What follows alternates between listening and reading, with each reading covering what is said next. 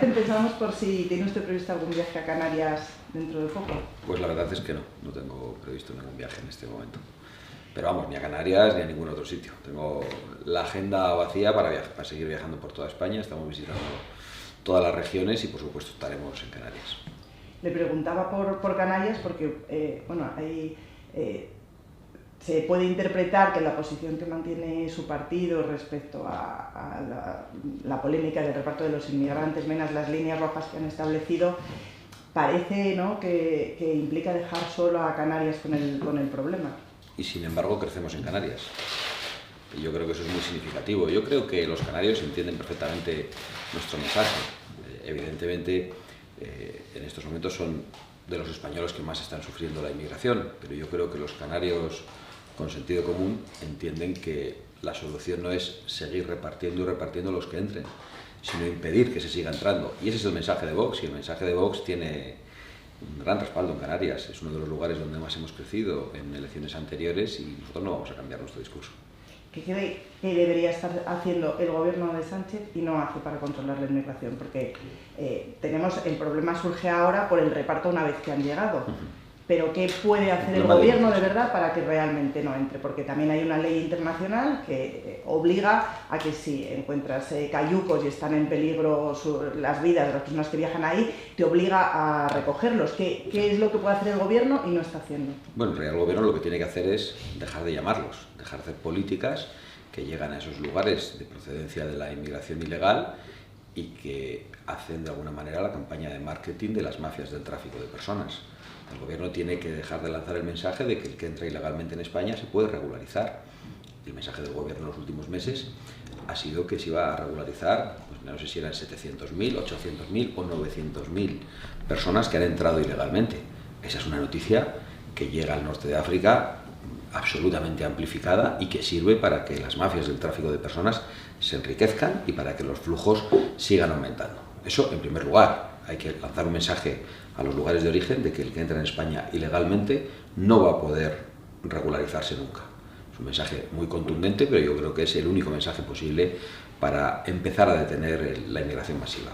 En segundo lugar, hay que hacer lo que no se hace, que es vigilar de verdad las fronteras marítimas y terrestres y dar medios jurídicos, medios materiales y medios humanos, aún mayores de los que hay, tanto a las fuerzas y cuerpos de seguridad del Estado como al Ejército.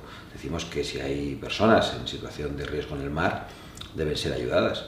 Lo que hay que hacer es que esas personas no lleguen a estar en situación de riesgo. Los mares tienen que estar vigilados y las embarcaciones de los traficantes de personas tienen que estar vigiladas y asediadas por nuestro ejército.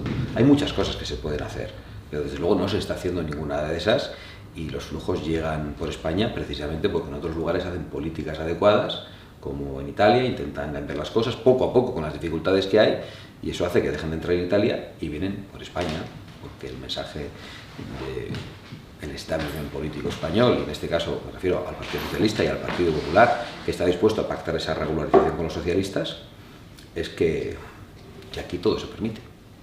¿Y cómo casa eso con la necesaria empatía, ¿no?, que se debería tener con la situación que hay en África? Quiero decir, tampoco le podemos dar la espalda a que estas personas cuando vienen por las mafias vienen absolutamente desesperadas. Sí, la empatía es absoluta. Claro, entonces habrá que hacer también una parte de ayudar desde el gobierno de España o desde la Unión Europea quizás, políticas para ayudar y que puedan tener un desarrollo en su país, entiendo, ¿no? La empatía es absoluta, pero bueno, en primer lugar, no hay ningún tipo de guerra que conozcamos en Marruecos. Marruecos es un aliado de España, muy especialmente del presidente Sánchez, y la mayor parte de la inmigración procedente de África viene precisamente tanto de Marruecos como de Argelia. Y eso hay que tenerlo en cuenta, están viniendo de muchos lugares donde no hay una crisis bélica. Y curiosamente además, en su inmensa mayoría, vienen hombres en edad militar, no niños, como nos dicen. La presencia de mujeres es muy menor, la empatía es absoluta. Nosotros acusamos a los gobiernos occidentales que promueven la inmigración legal y a las mafias del tráfico de personas de condenar a esas personas a la muerte en el Mediterráneo. Les estamos acusando de robar a sus propias patrias a la mano de obra más joven que podría ayudar a prosperar a esas patrias si les ayudásemos de alguna manera, si tomamos medidas en favor de ellos. La empatía es absoluta, pero mi empatía, en primer lugar, está con mis compatriotas. Está con los españoles a los que yo quiero representar, que son con los que convivo, que yo soy un líder político nacional, soy español y mi responsabilidad está en España. Yo no soy el secretario general de las Naciones Unidas, ni pretendo serlo. Y eso no significa que no tenga empatía. Significa que la solidaridad bien entendida, la caridad bien entendida empieza por uno mismo, empieza por el prójimo, porque está próximo, porque está más cerca.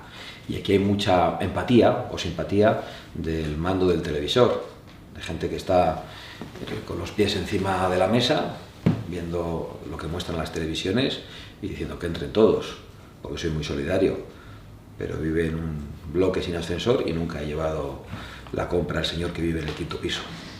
Entonces la simpatía, la empatía con el que está cerca en primer lugar, y yo procuro ser coherente con eso. Y una vez que ya les tenemos aquí, como es la situación que tenemos ahora, las propuestas que están haciendo ustedes o la línea roja que le están tratando al PP, en cierto modo también choca con la ley, o por lo menos choca con la ley que tenemos nosotros aquí, que es que si hay un MENA que ha llegado a una comunidad autónoma, la comunidad autónoma está obligada a atenderle, no puede no atenderle. Bueno, nosotros no estamos de acuerdo con las... O sea, proponen un cambio de la ley... Proponemos cambios de ley, pero sobre todo es que no hay ningún tipo de iniciativa ni de intento de que esos menores vuelvan con sus padres. No hay ningún intento. Vienen fundamentalmente de Marruecos, muchos de ellos, y tenemos una alianza con Marruecos que no sirve para nada. Que no sirve para que el señor Sánchez pueda llamar a Mohamed VI y le diga, bueno, aquí están tus niños. ¿Cómo es posible que no los quieras en tu país? ¿Cómo es posible que no los quieras con sus padres? Entonces, España, ¿qué tiene? ¿Que asumir lo que le llegue para siempre? ¿Y quién lo paga? ¿Los políticos? No, lo pagan los españoles con sus impuestos. Y lo pagan los españoles en forma de inseguridad. Y lo pagan los vecinos del barrio de Hortaleza, que no pueden ir a sentarse a una marquesina de autobuses porque están allí reunidos los menas y hostigan a las personas que van allí y asustan a las señoras mayores y asustan a las chicas jóvenes. Y hablo por conocimiento en primera persona de la situación. Y eso es lo que está pasando. Entonces, yo entiendo que la situación es muy difícil. Nosotros no pedimos cosas imposibles. Lo que pedimos es un cambio de tendencia. ¿Cuánta gente de la que entra ilegalmente en España es deportada? No se deporta a nadie. No hay devolución ni en frío, ni en caliente, ni en templado, ni de ninguna manera. No hay devolución, se cometan delitos o no se cometan delitos. No hay devolución de ninguna forma. No hay devolución ante la multirreincidencia. Es un auténtico drama lo que está ocurriendo. Se quiere plantear solo desde la óptica de la solidaridad y de la empatía y de la humanidad, pero claro, los españoles también tienen problemas. Los servicios sociales se degradan, la asistencia sanitaria se degrada, la seguridad de las calles empieza a desaparecer en muchos lugares como consecuencia de la presencia de inmigración ilegal. Y ese es un problema que solo nosotros señalamos.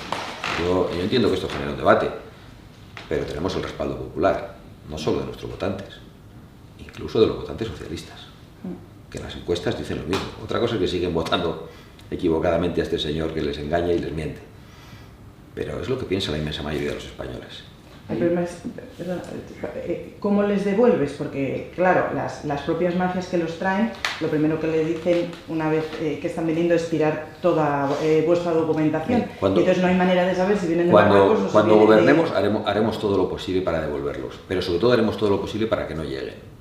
Porque yo ahora no gobierno, formo parte de la oposición. Y mi deber es exigir al gobierno que los devuelva. Mi deber es exigir al gobierno que hable con Marruecos y que utilice medidas diplomáticas y de presión con Marruecos, las del gobierno de España y las de la Unión Europea. En vez de utilizarse esas medidas, ¿qué se hace? Se da dinero a Marruecos para controlar la inmigración ilegal. ¿Por qué? Si siguen llegando. Es evidente que ha fracasado. Que nos lo devuelvan. En vez de eso, se da dinero a Marruecos para obras hidráulicas. ¿Por qué? Si decimos que son tan malas y en España no se hacen, ¿acaso nos sobra el dinero a los españoles? ¿Por qué se da dinero a un país al que se podría ayudar en otras circunstancias, pero empieza ya a no ser un país subdesarrollado precisamente? ¿Por qué se le da dinero cuando no colabora con nosotros para aceptar a sus nacionales? Esa es la pregunta. Entonces, si tenemos un gobierno que está arrastrado ante Marruecos, arrodillado ante Marruecos, y tenemos a un presidente del gobierno que no se sabe por qué ha llegado a cambiar la posición histórica sobre el Sáhara, sin ninguna explicación, contra su partido, contra su programa electoral, contra su propio gobierno de coalición, contra el propio Parlamento, sin dar ninguna explicación del motivo, pues tenemos que pensar que tenemos a un lacayo de Mohamed VI en el Palacio de la Moncloa. Y eso es un problema, así no se puede devolver a nadie. ¿Cómo se les devuelve? En primer lugar, devolviendo a Pedro Sánchez a su casa o al banquillo de los acusados. Vale. Quería decirle, hay una, detrás de la política de regularización masiva de inmigrantes que hace el gobierno socialista, hay una intencionalidad política de captación de votos futuros en ese sentido. No tengo ninguna duda de que es una de las estrategias. Yo creo que eso ocurre en otros lugares del mundo y que está en la agenda política del socialismo. No hay más que ver los vídeos de chavalitos que llegan. Pedro Sánchez, ya se sabe quién es el que ha abierto las puertas. Ya se sabe quién es el que ha dicho que aquí todo el campo es orégano y que parece que los españoles podamos dar todo a toda África. Ha sido Pedro Sánchez. Entonces, las personas que llegan de esa manera saben que quien abre las puertas es Pedro Sánchez. Y por eso se quiere ir a un proceso de regularización masiva, detrás del que llega un proceso de nacionalización demasiado simple, que por cierto no es reversible, como debería serlo. Porque si un señor se le da la nacionalidad y luego resulta que no está integrado o que comete delitos, pues se le debería retirar. Creo que los españoles, si de verdad apreciamos nuestra nacionalidad, si de verdad apreciamos lo que significa ser español y tener la ciudadanía española, pues deberíamos valorarla. Y que el coste de consecución, las exigencias, fueran un poco más elevadas. Y que desde luego, si no eres español de origen y te has dado la nacionalidad, tienes unos compromisos que asumir. Y si no se asumen, se te retira. ¿Qué busca el gobierno? Lo contrario.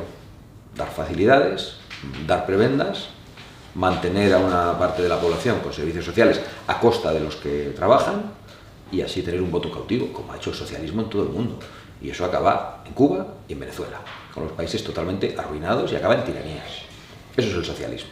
Aunque ahora en España vaya encorbatado, salvo cuando tiene que hacer el paripé del cambio climático y se quita la corbata. Eso es el socialismo. Y a eso nos lleva Pedro Sánchez. Ahora están también con el voto de los 16 años y eso me parece muy bien, que lo propongan, que les vamos a apoyar. En esta cuestión de la inmigración que se ha trasladado a los gobiernos autonómicos, porque ustedes, por ejemplo, han rechazado el tema de negociar los presupuestos autonómicos por la cuestión de la inmigración, ¿hasta dónde está dispuesto a llegar Vox en este punto? ¿Cuál es el punto de inflexión hasta dónde está dispuesto a llegar en esa ruptura de gobiernos autonómicos? Bueno, en realidad nosotros, más que decir que no negociamos los presupuestos por la cuestión de la inmigración, tenemos que ir un paso más atrás. Lo que hay que recordar es que hemos salido de los gobiernos por esa razón, porque los presidentes autonómicos nos dijeron que no iba a haber ningún tipo de acuerdo de reparto de ilegales en esa reunión, se comprometieron con nosotros, recibieron una orden del señor Feijóo de que había que hacerlo. Y entiendo que le venía bien, el señor Feijóo tenía lo que quería desde el principio, que era que Vox no estuviera en los gobiernos.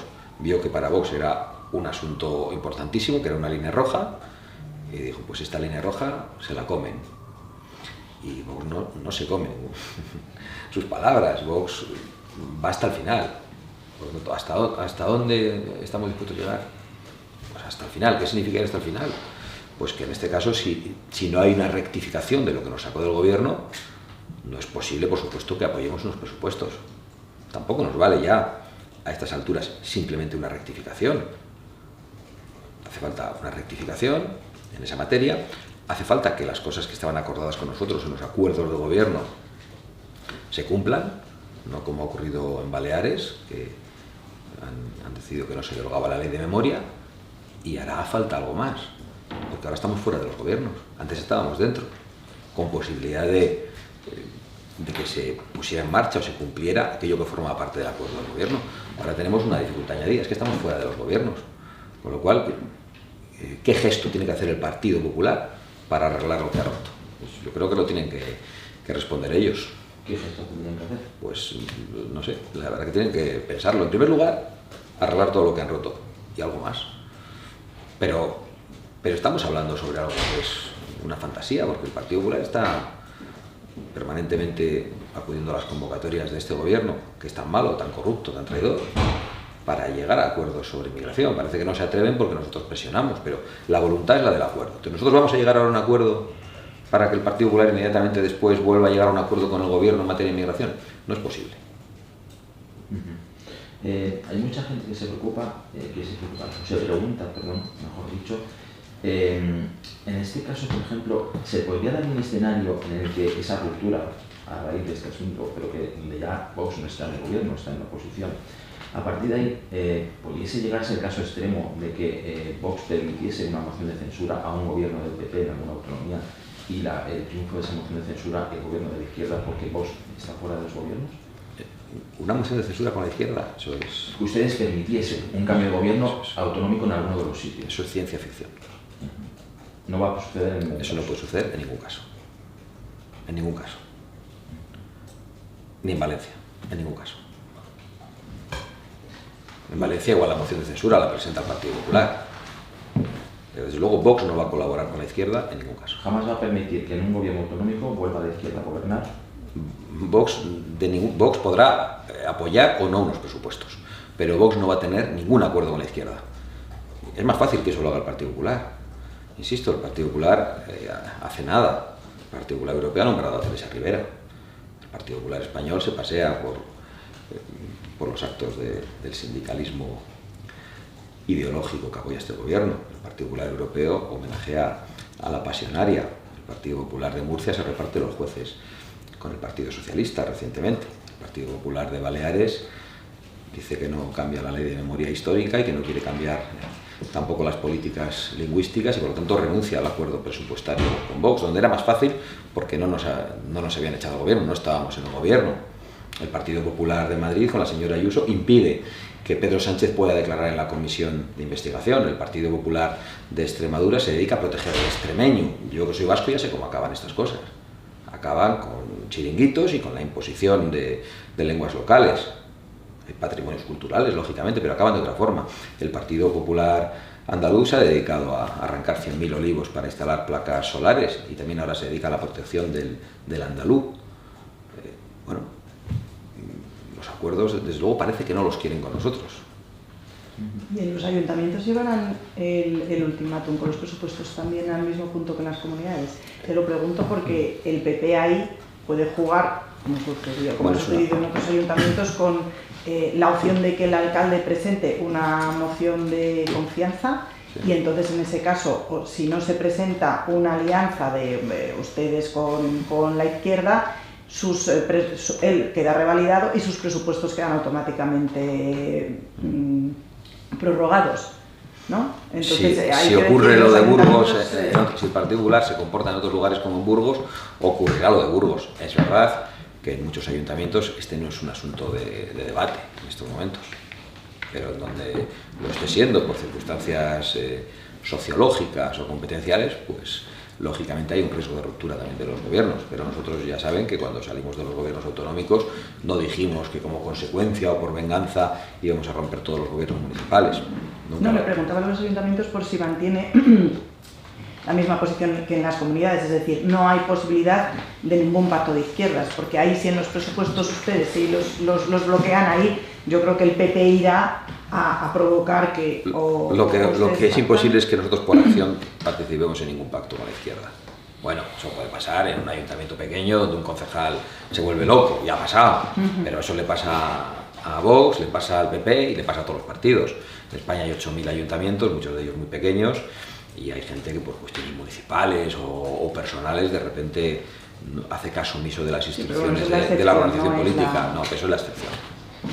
Usted sabe que cuando se hizo esta decisión de retirarse de los gobiernos autonómicos, la opinión un poco generalizada es que había un poco de desproporción, por ejemplo, entre el problema y la solución. Es decir, se decía, no estamos hablando de un número de menas tan grande o de un número de personas tan grande en el fenómeno de reparto de la inmigración por las comunidades autónomas como para tomar una decisión tan importante de salirse de los gobiernos autónomos.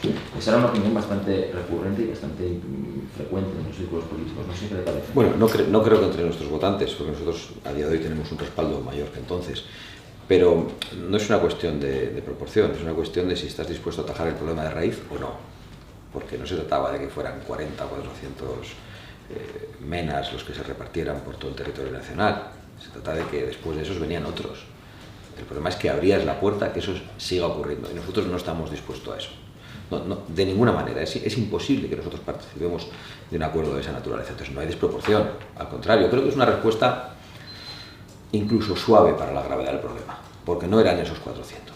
Son miles y miles los que están en Canarias y miles, decenas y decenas de miles, cientos de miles los que están al otro lado esperando para venir. Es un problema de una naturaleza gigantesca. Sí, bueno, ¿Esto eran 2 bloques o uno? Inmigración y comunidades. Estos eran 2 ya. Vale. O sea, vamos ya casi a la mitad. Vale. Hemos hablado ya un poco, hemos tocado un poco por encima el tema del PP, ultimátum con las comunidades y tal. ¿Qué relación tiene usted con Feijóo? ¿Cómo está? ¿Hay una línea de comunicación? ¿Han intentado ustedes salvar o abordar algún tema de acuerdo antes de que se produjera la ruptura o después para intentar encauzarla de alguna manera? Bueno, yo voy a ser muy discreto sobre esa cuestión, pero para tranquilidad de las personas que nos escuchan o que leen el periódico o que están preocupadas con esta cuestión, pues yo puedo decir que hay una línea de comunicación y ahí me quedo.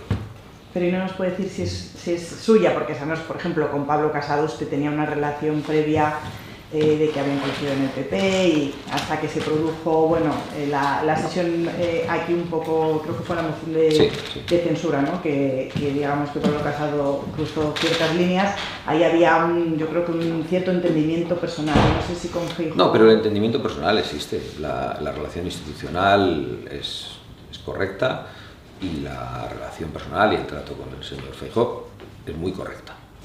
Ahora bien, el análisis político es muy distante el que hacemos los dos, salvo en que hay que echar a este señor. Salvo en echar a Pedro Sánchez, parece que la falta de coincidencia afecta a casi todo en este momento, porque además el señor Feijóo, incluso en el modo que hay que echar a Pedro Sánchez, pues no concuerda con nosotros. Cree que se puede echar a Pedro Sánchez abrazando a Pedro Sánchez con pactos en el Tribunal Supremo, el Consejo General del Poder Judicial, con pactos en Europa con los socialistas que han dejado al Partido Popular Español en una situación delicadísima, hasta el punto de que yo creo que el Partido Popular Español debería abandonar el Partido Popular Europeo después de la imposición de Teresa Rivera, si de verdad está tan preocupado por esa cuestión. Entonces la posición del señor Feijóo y del Partido Popular a la hora de echar a Sánchez, el modo en que quiere hacerlo, es totalmente distinto del que queremos poner nosotros en marcha. ¿Y ustedes hablan por teléfono de estas cosas? ¿Comparten, hablan sobre Sánchez, sobre las opciones de desalojarle? Que bueno, ahora me explica usted porque realmente son pocas. O sea, si él no quiere apretar el botón de elecciones generales, ¿qué hacemos con Sánchez? Pero no hablamos del desgaste. Digo que estamos hablando aquí, no me refiero al señor Feijóo.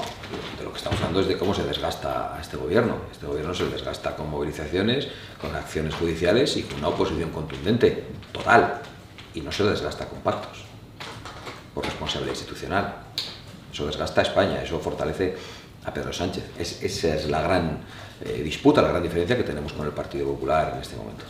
Le preguntaba el tema de la comunicación porque... Ya veo. No he querido contestarle, pero no, ya veo que se ha dado cuenta. Vuelvo a ver si... No, pero un poco por contraposición de estrategia, porque Sánchez con sus socios sí que está perfectamente alineado. Lo vemos en las últimas elecciones. Ellos tienen un pacto de hasta dónde se pegan o no se pegan, o hasta dónde se... Sí, hombre, con Yolanda hicieron ahí un ticket y tal. Entonces, claro, yo creo que al final, si ustedes no tienen, digamos, como un acuerdo quizás de mínimos de oye, si vamos los dos a por Sánchez, no nos vamos a atacar, o este espacio para ti, este espacio para mí, para intentar coger realmente una mayoría que les permita a ustedes sumar, bueno, que es lo que nos ha pasado en el 23 de julio, que no ha permitido sumar. Entonces, por eso le decía el tema, si ustedes hablan y comparten estrategias mínimamente. Lo he dicho al principio, tenemos interlocución y sabemos cuáles son las posiciones y las estrategias respectivas, perfectamente.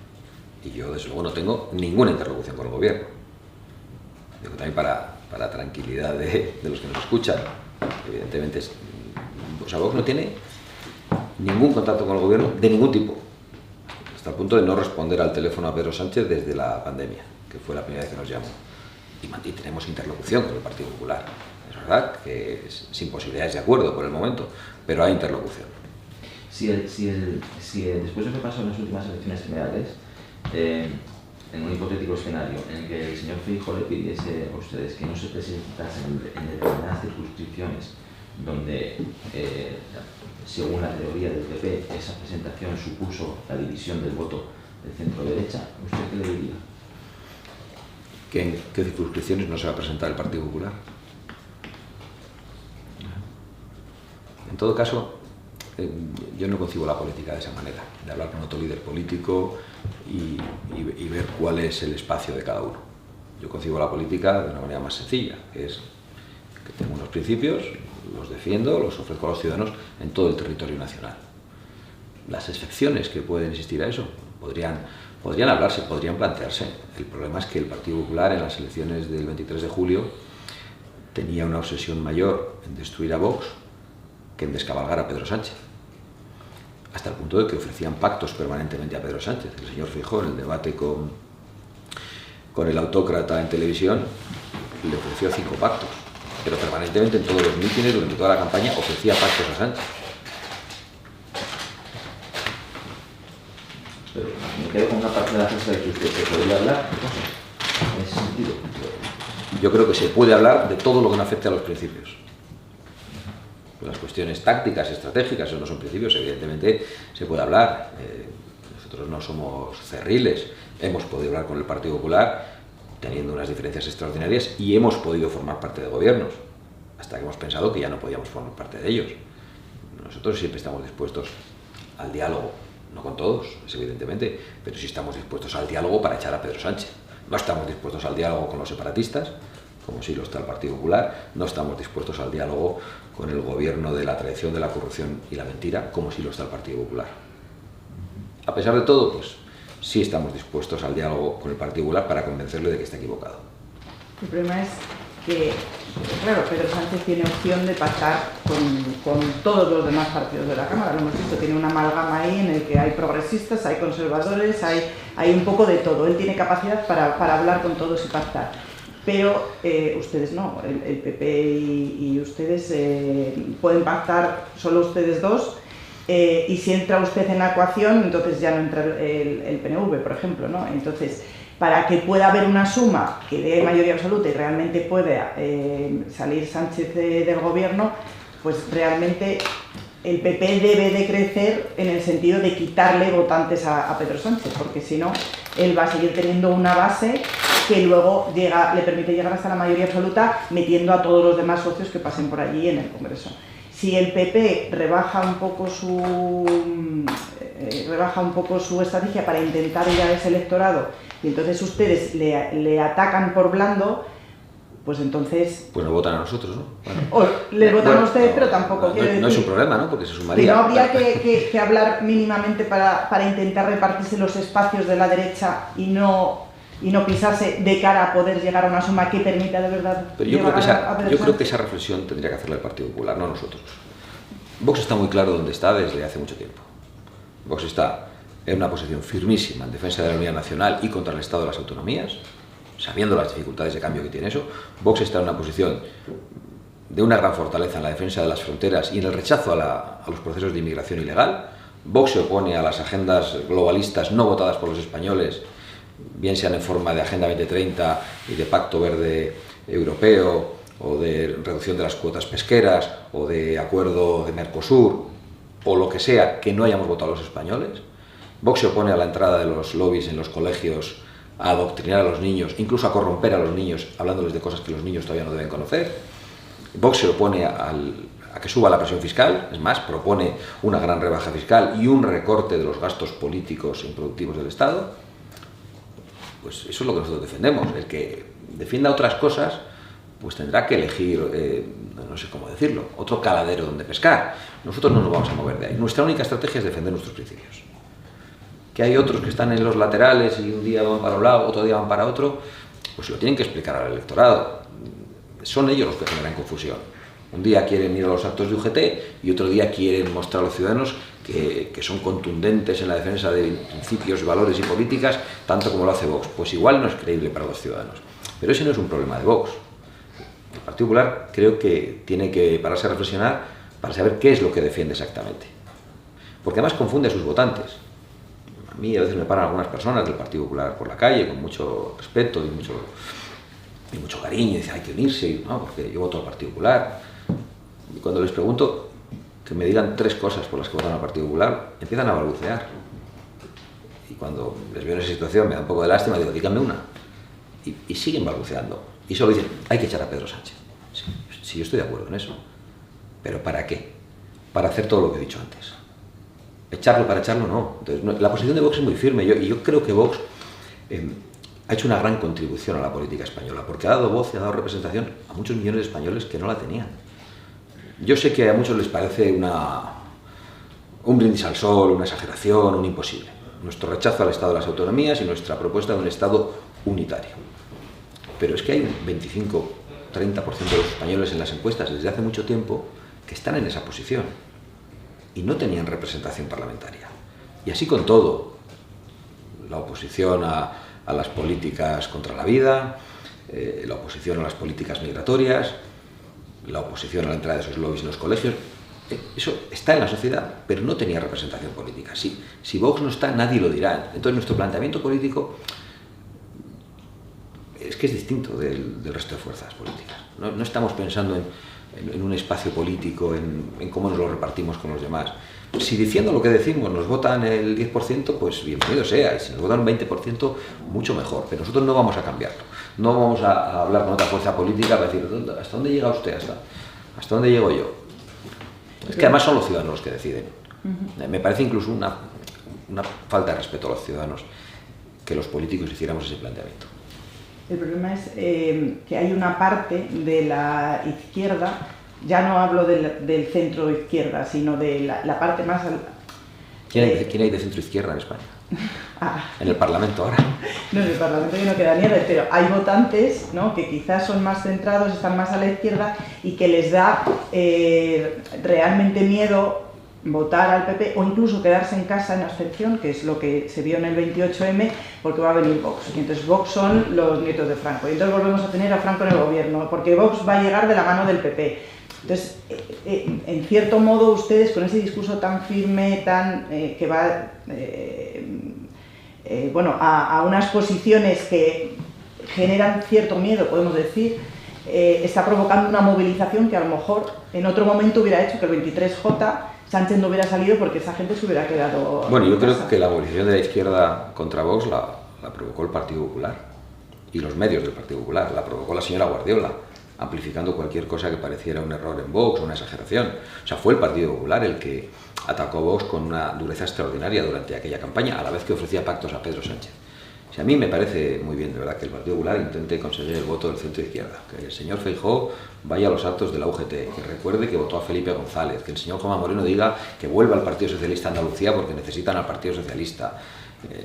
Insisto, que elogie el señor Feijóo a Felipe González. Es curioso, ¿no?, porque es uno de los sucesores de Fraga.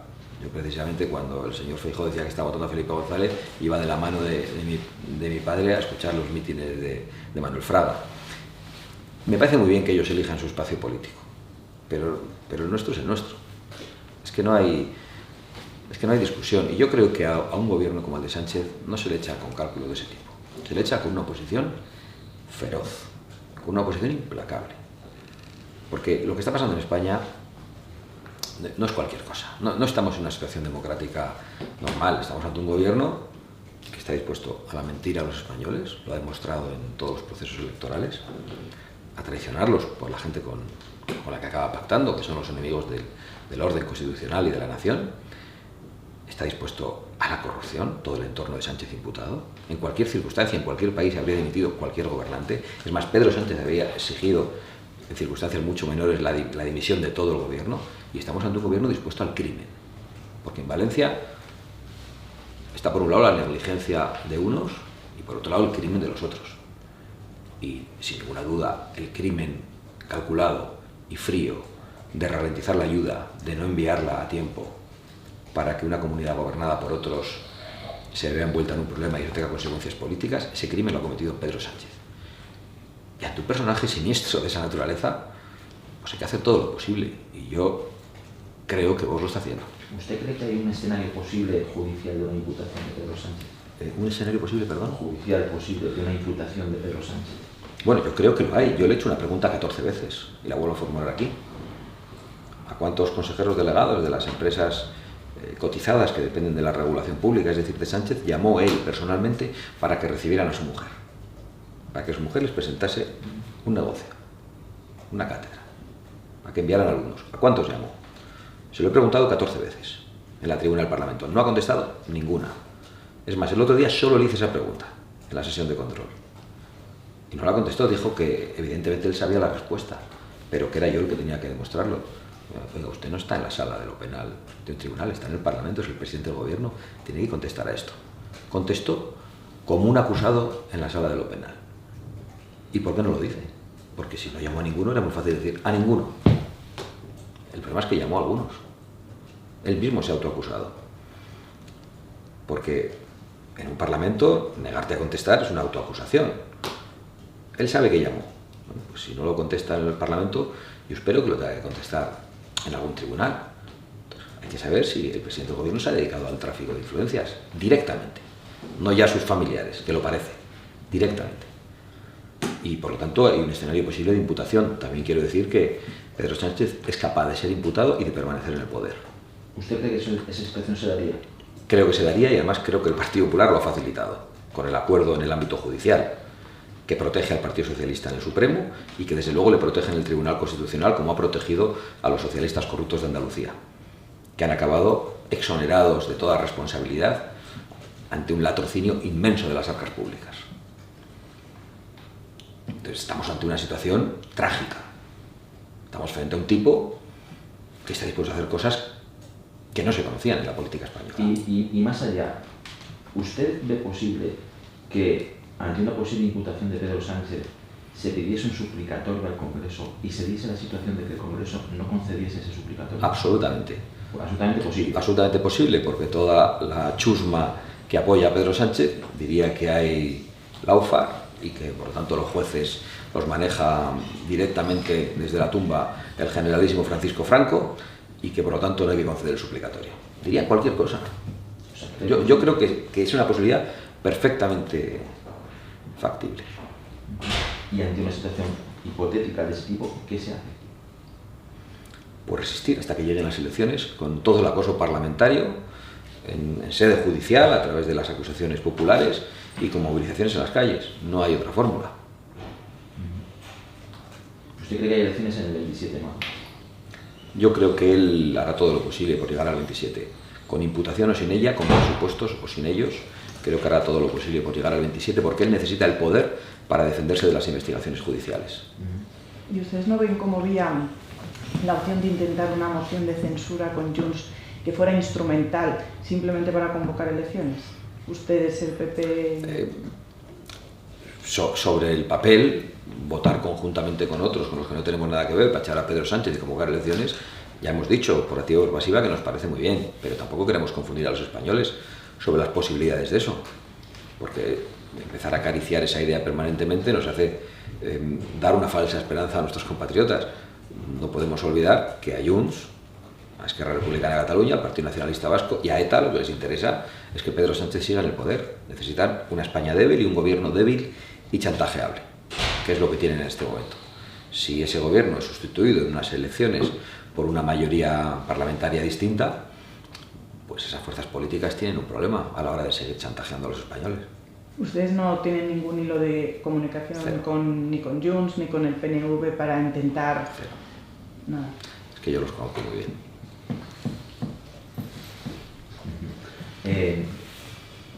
Sigamos con los posibles escenarios. Imagínese que hay un gobierno de Partido Popular y Vox en el futuro. ¿Cuál es la primera medida que exigiría Vox en ese gobierno? Bueno, o la primera que exija el PP. Bueno, la que usted le propondría, la que usted pediría. No, es que usted ha dado por hecho que va a ganar el Partido Popular esas elecciones.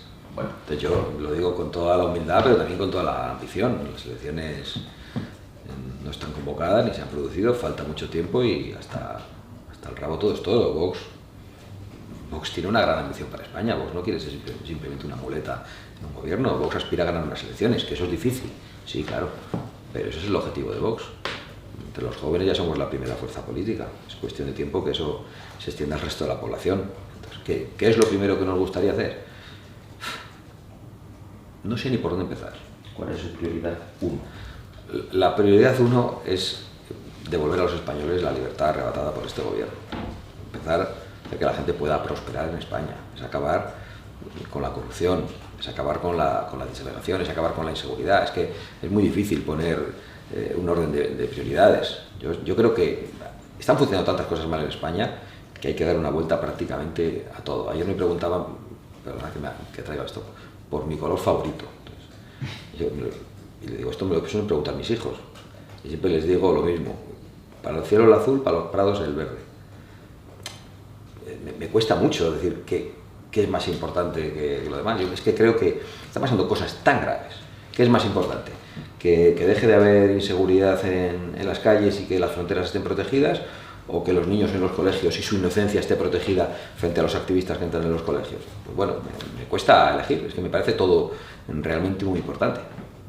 Pero son muchas cosas. Yo creo que ya he hecho un despliegue del programa político y luego en una negociación con otra fuerza política, estando en la posición que estemos, ellos por delante, nosotros por detrás, o al revés, estando con una fuerza pequeña o con una fuerza más grande, pues eso es lo que permite dibujar un escenario o una acción de gobierno, como nos ha ocurrido en las comunidades donde llegamos a acuerdos en su momento. Donde teníamos más fuerza, pedimos más cosas, y donde teníamos menos, pedimos menos cosas. Entonces los españoles creo que deben saber que donde Vox está con fuerza se cambian muchas cosas, y donde Vox está con poca fuerza, pues se cambian pocas cosas. En las encuestas ahora mismo parece claro una mayoría PP-Vox, un poco holgada incluso respecto a la mayoría absoluta.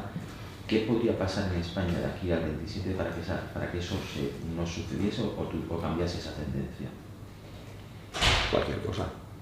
En España ya han pasado cosas días antes de las elecciones que han cambiado los gobiernos y han cambiado los pronósticos. Yo creo que los españoles históricamente tenemos una vida larga y hemos padecido cosas muy graves, y por lo tanto creo que debemos estar preparados para cualquier situación, porque efectivamente hoy las encuestas dicen eso y hay una esperanza si se producen elecciones, pero también antes de las elecciones de julio decían lo mismo. Y algunos le confundieron al Partido Popular diciéndole que iba a tener 160 escaños, que estaba al borde de la mayoría absoluta y que además Vox no hacía falta ya para nada y que Vox no iba a tener más que ir allí prácticamente a ponerle los canapés al gobierno del Partido Popular. Y vendieron la piel del oso antes de cazarlo. Y nosotros lo estábamos advirtiendo en todos los mítines y finalmente no se sumó. Entonces hoy suman las encuestas, pero las elecciones no están convocadas. Entonces, ¿qué podemos hacer para que eso siga siendo así? Hacer nuestro trabajo. Oponernos a Sánchez de día y de noche. Los domingos y de lunes a domingo. No solo manifestarse los domingos contra él y luego entre semana llegar a acuerdos en el Parlamento. En el Parlamento muchas veces el Partido Popular coincide en votaciones con el PSOE. Muchas más que las que coincide con nosotros. Y por supuesto en el Parlamento Europeo, eso ya es brutal. Ahí coinciden siempre. ¿Qué le parece que Pedro Sánchez aquí, bueno, usted mismo dice que no le coge el teléfono, ¿no? No existe ningún tipo de comunicación? Bueno, ya no llama, ya no lo intenta. Ya ni lo llama. Pero bueno, él ha sido muy duro y muy crítico en criticarles a ustedes, ¿no? Y sin embargo, acabamos de ver esta semana que ha condecorado a Giorgia Meloni. Giorgia Meloni logra cosas milagrosas. Que Pedro Sánchez tome una buena decisión, que el gobierno condecore a Giorgia Meloni, me parece una cosa... ¿No le parece un poco hipócrita que aquí...? Sí, bueno, pero llamarle a Pedro Sánchez hipócrita después de haberle llamado criminal me parece poca cosa. Entonces, yo creo que el criminal, el mentiroso y el traidor perfectamente puede cometer una hipocresía. Es un pecadito pequeño para Pedro Sánchez. A saber cuáles son sus intenciones. Yo creo que Giorgia Meloni lo conoce bien, pero me alegro mucho de que Giorgia Meloni lleve esa condecoración de Isabel la Católica y creo que hay pocas líderes en Europa merecedoras de una distinción así que puedan llevar con tanto honor esa distinción tan significativa para los españoles. Vale, un tema suelto simplemente que se nos ha quedado sobre la Dana, que hemos hablado y usted comentaba pues como algunos directamente no fueron a ayudar y otros realmente que no eran capaces, no sabían cómo hacerlo. Pero claro, ustedes estaban en ese gobierno, estaban en esa consejería. Y, estábamos cuando ocurrió, ¿no? Antes, previamente. Entonces, al irse ustedes, también se puede entender que quizás no había el suficiente conocimiento donde tenía que haberlo, porque quien entraba era una persona nueva y entraba porque ustedes se hubieran ido, y que si ustedes hubieran seguido a lo mejor se podrían haber hecho las cosas de otra manera. Joder, ese argumento no lo había oído, me parece sorprendente. Lo cierto es que cuando estábamos se hacían de otra manera, porque ante alertas similares de inundaciones se utilizó un sistema de alerta a todos los ciudadanos, se les avisó a todos cuando nosotros estábamos. y se puso en marcha un sistema de coordinación con todas las autoridades en ese momento ante las alertas. O sea, nosotros cuando estuvimos sí lo hicimos. Bueno, ¿no hace un poco de autocrítica de si nos hubiéramos quedado y hubiéramos mantenido el gobierno, lo podríamos haber gestionado de otra manera?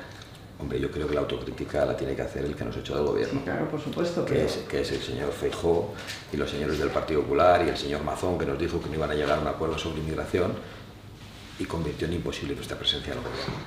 Ellos deberían pensar, eso que me ha preguntado usted, si no llegamos a echar a Vox, pues Vox, que sabía hacer estas cosas, lo habría hecho de otra manera. Pero bueno, me parece, francamente, me parece un poco frivolidad el planteamiento, incluso mi respuesta, para hablar de una cosa tan extraordinariamente grave como la que ha pasado en Valencia.